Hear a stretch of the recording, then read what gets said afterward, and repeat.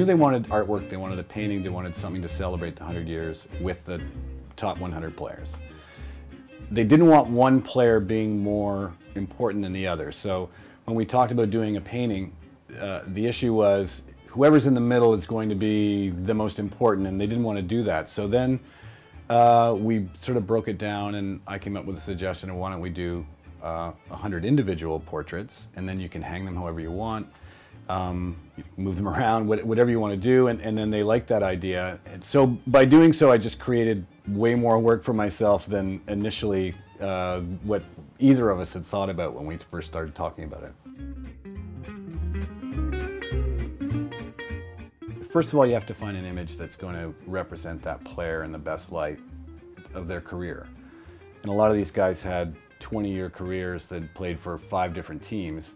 The players were involved with what team that they could be represented, you know, that they would have in the painting. You're trying to really find the best image that represents that player. It's been such a Groundhog Day year because it's really wake up, paint, wake up, paint, wake up, paint. And you know, I joked with my wife that I think throughout the year I've been I've tried to be a really good dad still, but I probably was a really average husband throughout that point. And you know, and she totally gets it. So we were, you know, when it was finished, it wasn't a sense of, oh my God, I'm done, and you know, let's have a party, let's celebrate. It was, oh, I get to go to Andy's soccer practice. It was get in the car and drive her to soccer practice, and I could watch the whole thing without thinking that I have to be somewhere. Full disclosure, in the studio I have a TV and Netflix, and so I associate, like I know that I watched, I know that when I did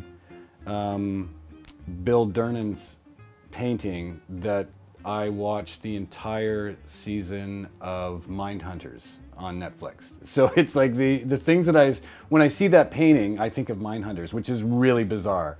And then there are a couple of, you know, I would go through like a Zeppelin stage, and I would put on, you know, like Led Zeppelin 4, and that would get me through Jacques Plante, you know. So there's just certain things that when I see the paintings, it's really strange, the things that pop into my head. But in terms of ones that I think the goalies for me as a kid, you know, being an old goalie, and a lot of that equipment was familiar to me. So I think that the goalie paintings as a group were a lot of fun for me to do.